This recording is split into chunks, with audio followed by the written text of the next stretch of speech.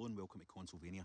I'm stalking a deer right now, if you can believe that. It's not even a fucking pretend thing, I'm actually stalking a deer. Now, stalking a deer is I'm maybe overselling it a wee bit here. I've spotted a deer and I'm trying to creep up on it to have a look at it. Why am I wanting to have a look at the deer? I get a lot of deer here where I live, right?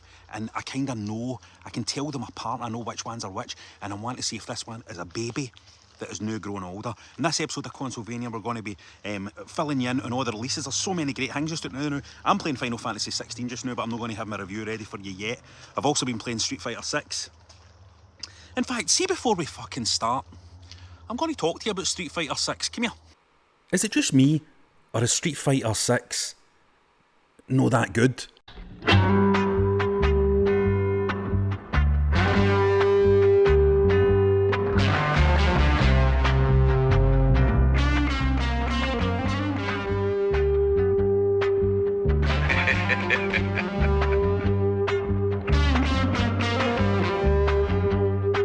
Sacred cows! Of course. I mean, this isn't the right thing to say, because the game itself is really good, actually. Like, see the actual fighting and all that. Actual fighting's fun, and that's all you're wanting for a Street Fighter game, right? But see that world tour mode, where you're walking about in the city and all that, and it's like free roaming, open world, sandboxy kind of vibe feel to it, where you're cutting about and fighting people in the street. Is it just me, or is that rotten? Is it just me? Tell me in the comments. There isn't any comments. Tell me in the chat, whatever, you know. Just tell me. Phone me and tell me. Is it rotten? Is it just me, or is it rotten? See if it was just the fighting thing. I think they should have just released the fighting, the bare bones fighting, for 20 quid or something. Never mind that world tour stuff. It's fucking rotten. Is it just me? Is it just me, or is it like some weird 6 out of 10 fucking game you would have got in the PlayStation 3? Am I wrong? Maybe I'm wrong. Anyway, let's go on with the show.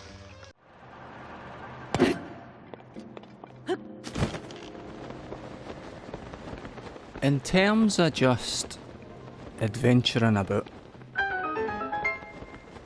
everyday adventuring, I've no played a better game than this. So it doesn't feel right to just go into the next month and go into the next month's releases and pretend like I'm no still playing this and I'm no still getting completely blown away by it.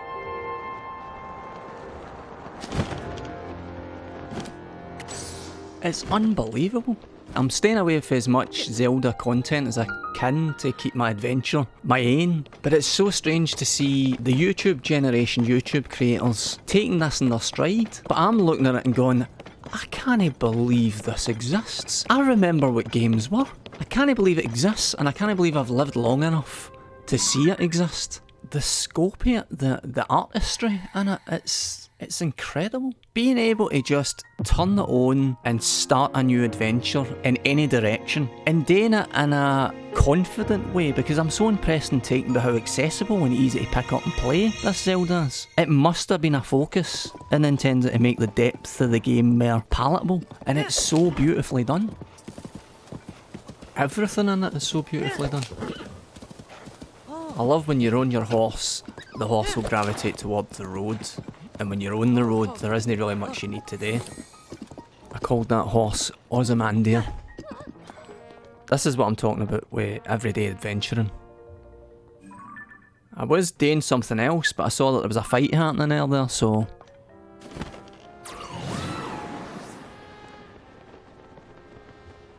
You up to anything this Christmas?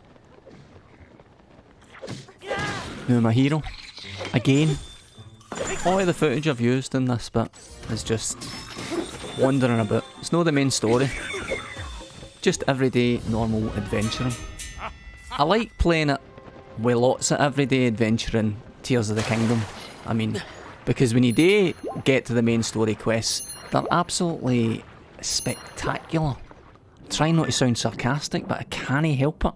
The Hons have spotted me. Have you seen that? They're coming for me. Oh, that's horrible. That's like your ma and her pals at a nightclub. Oh shit! I made eye contact with them. They're coming out. Oh fuck! Taxi! Get us a taxi. Get into your menu system link and get us a taxi out of here. I'm only joking, obviously. There's choices in every direction. I could fight that lava hanger. I could batter all the wee bam pots down there. Or I could just admire myself. What's happening now? I love this game. I love you, Eyebeard Horseface. He's actually a Satori. He shows you cave locations, which is fucking handy. Sorry for swearing, Nintendo. You see that red thing in the ground there? That's the heart of an Igneo Talus, which is like a lava stone mini-boss. And that's the third one I've got. But I lost the other two, and then when he died, it disappeared. You're meant to fuse them to weapons, it gives you a big buff. A big buff. You just can't leave that many things around in Tears of the Kingdom, because this isn't like a PC title or something. This will be the one criticism of it, I suppose. Items disappear too quickly. It's the most incredible achievement to date in video games. The items disappear too quickly. Why was I telling you what an Igneo Talus is? There's one there. I'm fighting one there. Fighting it at night and day as well. That shows you how many times I had to do it. Well, actually, maybe I'll just make up a story about how it was like Gandalf fighting the Balrog and the fight went on for days. It's not because we're shite and I had to do it multiple times. What an amazing game. If I say this is the new best game ever made, could I get a refund on the OLED Switch that I bought Nintendo to play this beautiful game on? Okay. That's legal and binding. Zelda's a Nintendo employee. Now, there's nothing that I like more than playing a game with my wains. And it's difficult to find a good game to play with your wains. You know, I've tried many. I buy loads of games for me and my wains to play.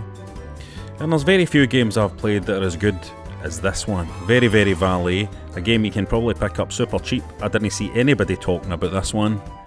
I picked it up on my Nintendo Switch because it had cute wee guys on the front. And let me tell you, it's a fucking scream. Now, some of you might not know what a valet is. A valet is somebody who, I mean, I know, right, because I go to the fancy places, the Ritz and all that, right? I've my dinner on the Ritz. And a valet will come out and take your car off you, take your car away and park it, and then when you're done in the place, your man will bring your car back to you. That's all this game is.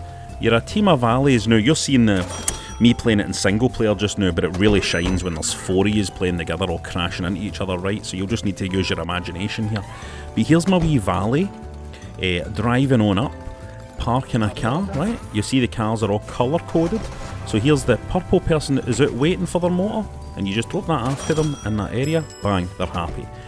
Driving, get into the white motor now, take it up and park it, and see when the customers drop their motors off, they've thought of everything here. The customers say things like, oh, I'm a fast eater, or they say, oh, I'm in a rush, or they say, oh, I'm going to take my time in here, I've heard this place is good, and that lets you know when they might come back out to get their car, so you can prioritise your parking. Capiche?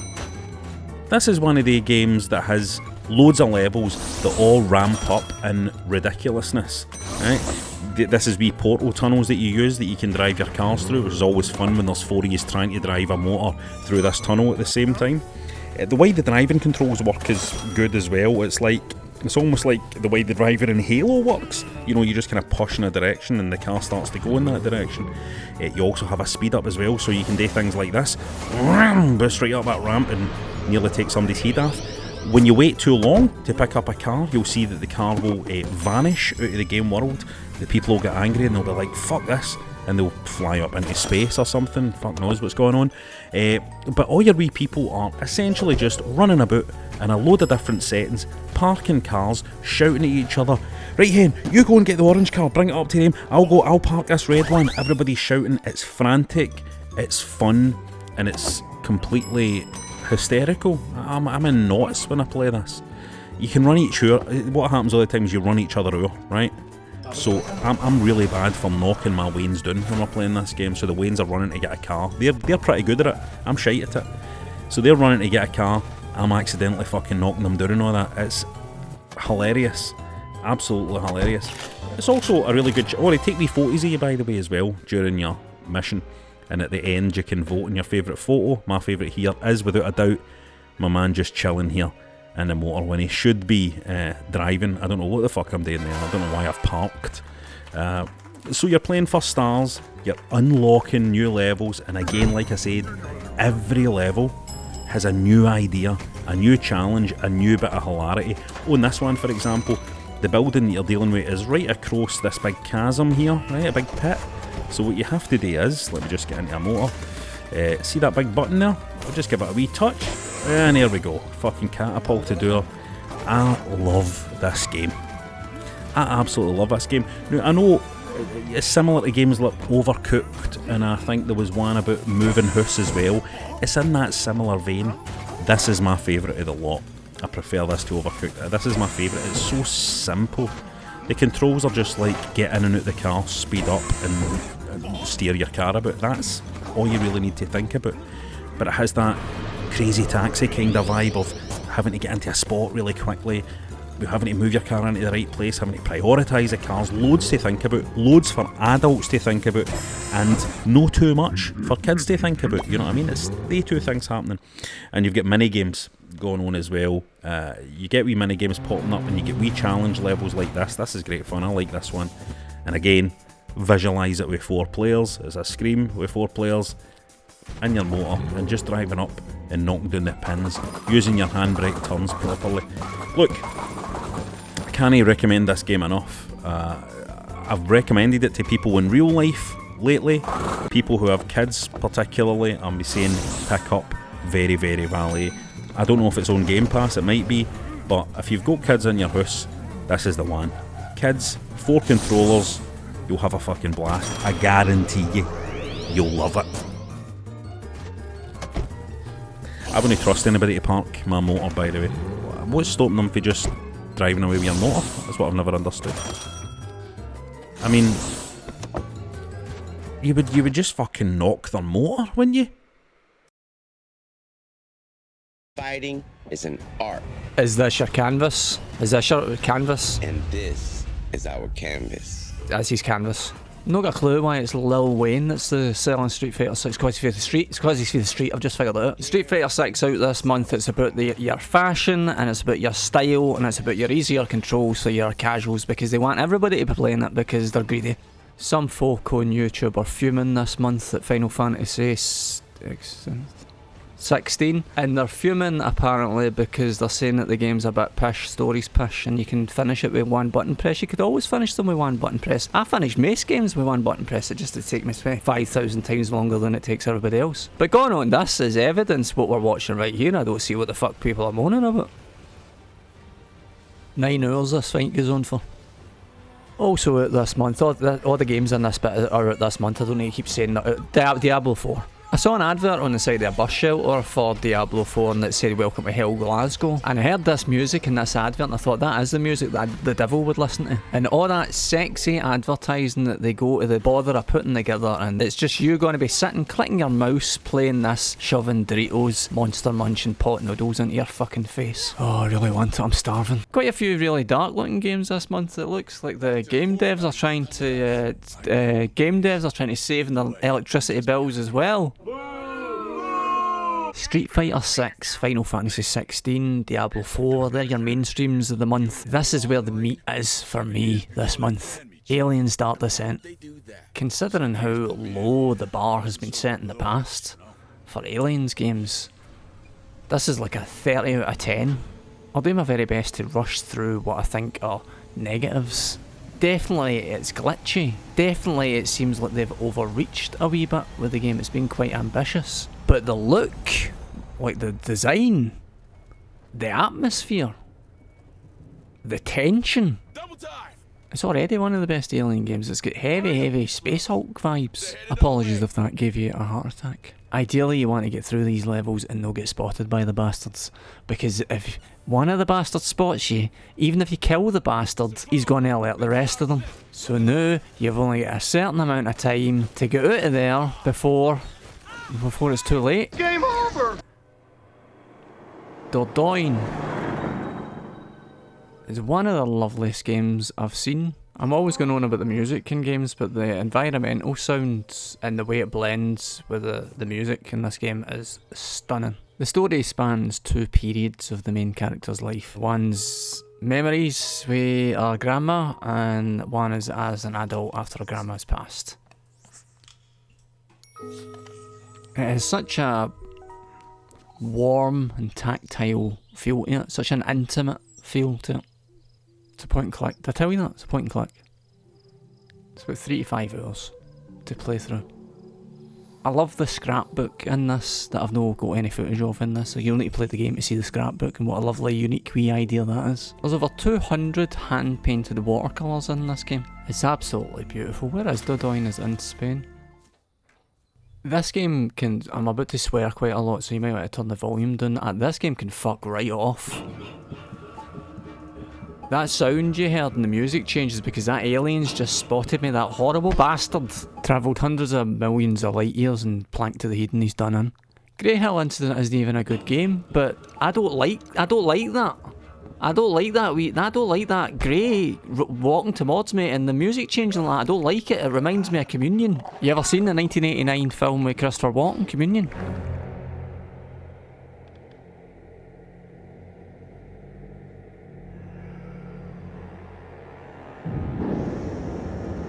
Look at his fucking face. Did you see his face drop there when he saw that? It's like, what the... Underrated film, that, by the way. Very, very good Christopher Walken performance in that.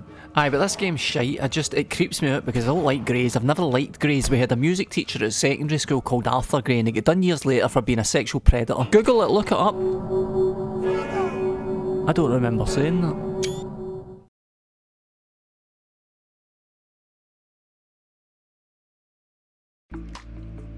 Now everybody knows that your old Arab loves a rhythm music style game. And this one is called Aero or Aero, like an Aero chocolate bar. Aero. Fuck knows what this game's called. Why would you call your name? Why would you say that? Nobody even knows how to say that. Anyway, this was a game that I saw available as a physical copy. Where did I get it from? Was it somewhere like Strictly Limited or something like that? Anyway, that was what interested me. Then I looked at some reviews and I thought, hey, this is quite highly rated, this game. Picked it up and it's such a delightful wee treat. This is the tutorial here, which is showing you how to do some shooting. The shooting is kind of like Rez. You scan, or like Panzer Dragoon, if we want to go old school.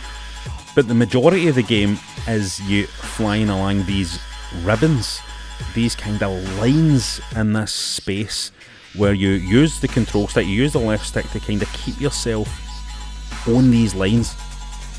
And it's a strange one because it takes a very sensitive touch on the sticks to change. Now, it's quite forgiving. You know, you don't need to be bang on it in order to activate it. But that's quite an interesting thing, and it reminds me actually of, if you remember Guitaroo Man and the way you would play that by using the stick to follow the lines. It reminds me of that a wee bit. And you know, if any of you know me, you know that I love Guitaroo Man, one of my favourite games of all time. So you've got this wee combo. You've got the combo of the Rez-style shooting and the sliding along these ribbons. And it's quite challenging. It's quite challenging to nail it. Beautiful looking game, as you can see. All the different settings. You know, you're always flying along a tunnel of some sort, right? But there's a lot of different locations, backgrounds, a lot of stuff going on. There's a wee bit of navigating past obstacles as well. But it's one of the games where you really lose yourself in it as you're playing it. And this one in particular really feels like there's been an attempt made to make a very aesthetically pleasing experience. I play this quite often on the big telly in the living room, and it's funny because people end up stopping to watch it and listen to it, you know what I mean? Even the kids kind of stop and kind of go into a trance watching me playing it. And it is a game that you can get good at. When I took this footage here, it had been a wee while since I'd played it. I'd waited a wee while, and as you can see, I'm rusty as hell. But see, when you are practicing it and playing it, your dodging gets better, you stick to that ribbon better, you really stick to that ribbon, you start to understand how to unlock the kind of high scores in the levels by firing your bullets at the right time as well. That also has to sync up with the music, you know, you choose when to fire your bullets, and you want that to sync with your music to get the best score as well. So there really is a good, strong challenge in this game. I just wish there were more games like this. Do you know what I mean? it's a game that seems to have been built to be just a kind of good time and a kind of zen time when you put it on. It's kind of all things to all people a wee bit. Bit of challenge, bit of high score chasing, unlocking the levels, but also just a kind of chill out experience as well. There is a couple of levels, I should be honest, there's a couple of levels that can be very tricky to visually read.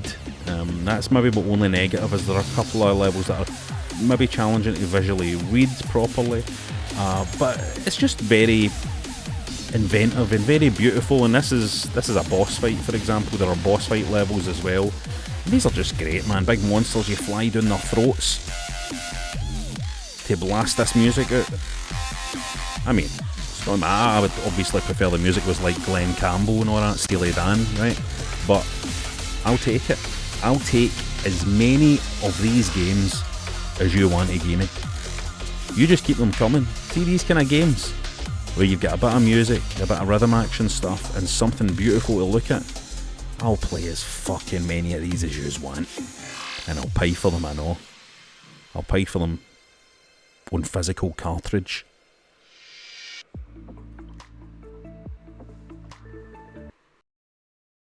Just want to show you something here. I've been working on my 3DO collection.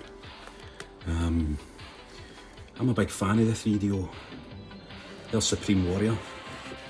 There's Road Rash. That's proper Road Rash, by the way. That's your Road Rash right there. With the music CD sampler in it. Of all your favourite bands that you like to listen to on the chart show on a Saturday morning. Twisted, great fun game. What's this? Ah well, it's Upside Down. But it's a classic. It's Night Trap. Jam it. Ridiculous, good fun. Stick that on for 15 minutes, you'll have a good laugh, without a doubt.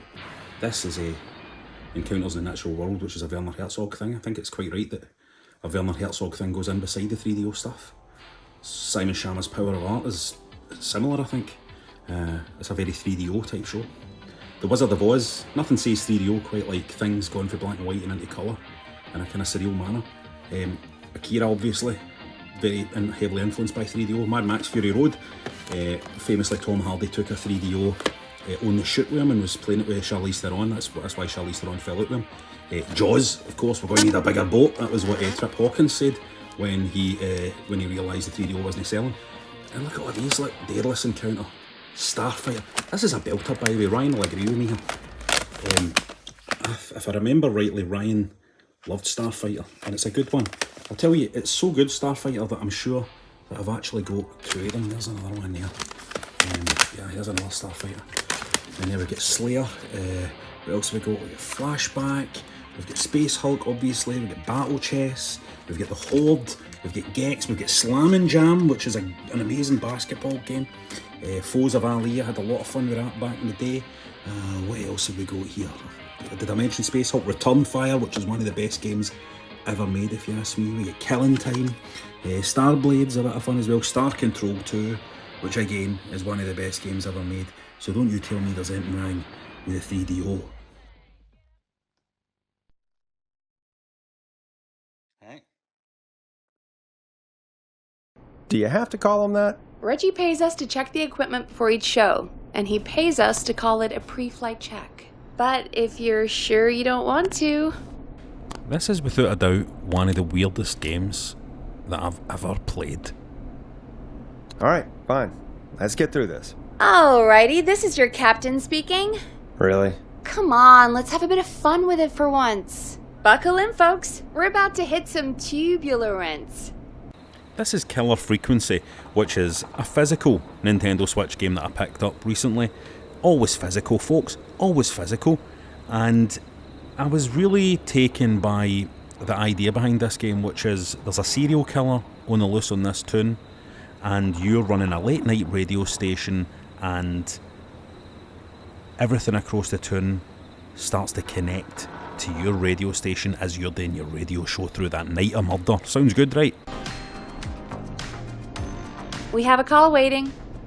What I didn't expect is that, you know, you would actually be standing at a radio desk and acting like a radio DJ, and the most of the game takes place just in this room, in this space, which is super surprising. Do you know what I mean? I know they kind of told us that's what the game was about, but I suppose I should take this call. surprising, right? Also very cool, right? Unfortunately, there's a problem with the game. The voice acting isn't quite to my taste, or it certainly wasn't to my taste when I started playing, and the script wasn't entirely to my taste. But there was just something... The line's lit up. I need to take the call. Something compelling about this, about the fact that you have to manually manipulate everything and run a radio show. How to play an ad, right? A lot of this in this game, choosing dialogue options, conversations with people on the phone, you deciding which way the story goes, there's a lot of that. And again, voice acting no perfect. I wish they'd had maybe a bigger budget. The voice acting's serviceable, I would say, but it's a game that really would have benefited for Time to play a commercial. Done. a really great... I feel like I'm being a bit harsh in this game here. The voice acting isn't that bad. In some places it's good, but I think it's just a tonal thing. I think it just, when I started playing this game, I was like, I was hoping it was going to be a kind of scary, spooky game, but it sounds like it's tongue-in-cheek and campy, and and then am I supposed to be laughing? Am I supposed to be finding this funny? And yet there was just something, just something that hit me as a wee bit of a turn-off with some of the voice acting. It didn't sound completely convincing. And the game is so immersive, like the setup of the game and the concept of the game is such an immersive concept, and yet the voice acting was occasionally pulling me out. So that's my problem with the voice acting, right? It's harsh because I know it's like an indie game, it's not got a big budget and stuff like that, it's harsh. But definitely when I started playing it, I'm going to tell you that in the first hour or so I was kind of like, I don't know about this, because I don't know if I can listen to this. I don't know if the script is strong enough to keep me here. However, when the game actually gets going and the killer is on the streets and you are connected to everybody in the town by your radio station broadcast, and you start to actually interact with people, get involved in their stories, and you realise that the game does actually come up with clever ideas as to how you can directly affect that world outside your radio station while you're rooted to your chair. I mean, here at this point, actually, this is me outside the radio station recording booth. You can move around the radio station offices. Here I'm going to receive a fax that somebody's sending me, right? So this is a wee bit spoilery, but it's taking a fax that somebody sent me, which is a diagram of the place that they're in, right? The office that they're in. And you are going to use the information on this fax to relay information to the person on the phone. And there's lots of wee moments like this. There are plenty of wee clever wee twists and turns that make you go, oh, that's cool. Oh, that's cool, actually. Lots of wee cool moments in this game that just always makes you kind of go, I wish there was just a wee bit more caretaking or making sure there was a consistent tone to it all. I think it is meant to be a kind of light-hearted, funny game, a funny horror game, but I kind of almost wish they had went in a more serious direction, because the ideas that they have in this game are valid and strong, and they could have went a really more powerful route with it, I think. Now, I've not finished playing this game yet. I'm hoping that it's going to continue impressing me the way it has been, but just a warning to you, if you do pick it up yourself, that you need to get over that first bump of thinking it's going to be shite. It isn't.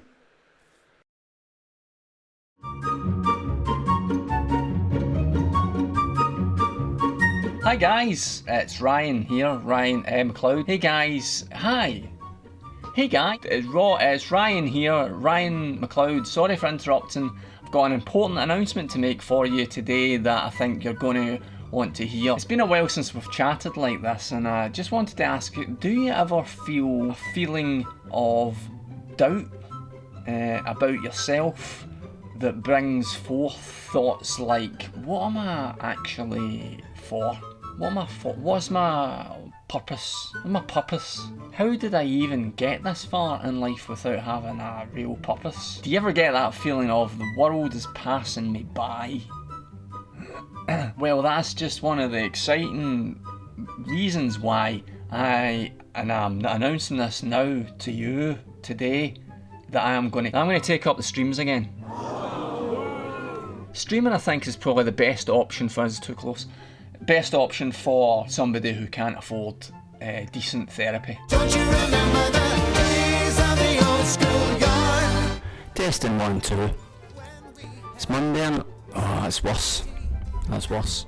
That's worse. Don't you remember the days of the old schoolyard? Which camera am I speaking into this one? Now I have, because I've been selling off so many of my possessions over the last year, have sold away all of my green screen technology. But as you can see from behind me now, you don't even fucking need any of that technology anymore, because software has become, AI software has become so advanced that you would actually believe that I am in a heaven. But I'm not. I'm still alive.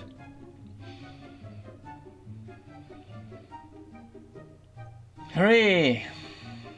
I'd like to do tips on the new stream. Tips such as, if you have an old jam jar that has a little bit of jam left on the sides, I like to make an oat pot in that jam jar, and you'll get a jammy treat. I should have said a gaming tip or something. Shit! Fuck! A lot of the green screens that I've been looking at recently, though, look as if they might actually just be intended for, like, handsome boys.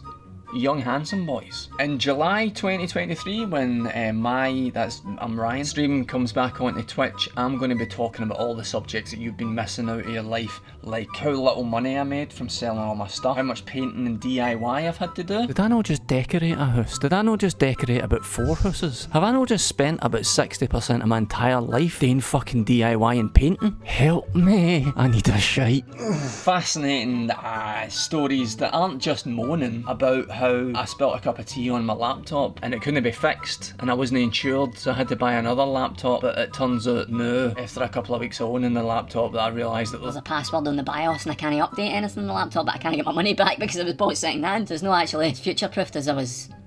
Oh god. Just a shot in the dark, but do you like video games? Even more than playing video games yourself, do you like watching somebody much older than yourself play them not as well as you play them? Well, I've got good news. From really close. Do you crave daily updates from befuddled middle-aged men? You're not nodding. Among the many reasons why I would like to get back to the streaming is because I can hear, just for raising my voice in the last few minutes, doing this wee promotional video, that it's really annoying the neighbours upstairs.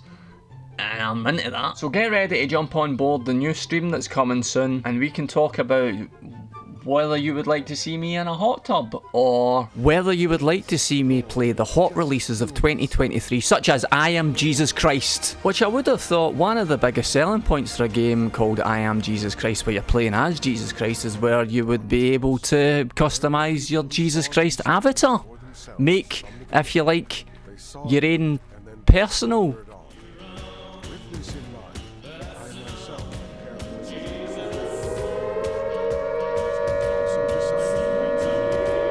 I'm so sorry about that. I'm so sorry. Get excited and get ready for the new stream coming in July 2023, when you will be able to, this is a 2B street, you can get on it and talk to me about how I'm not doing things as well as other streams, and how I don't look as if I'm eating enough, and I should take better care of myself. And obviously you can tell me all your problems as well, and I'll totally read them and pay attention to them as well. So just to recap, the streaming's coming. I'm going to be doing streaming again. I really miss lockdown. Still shines and the rain falls down, but the sun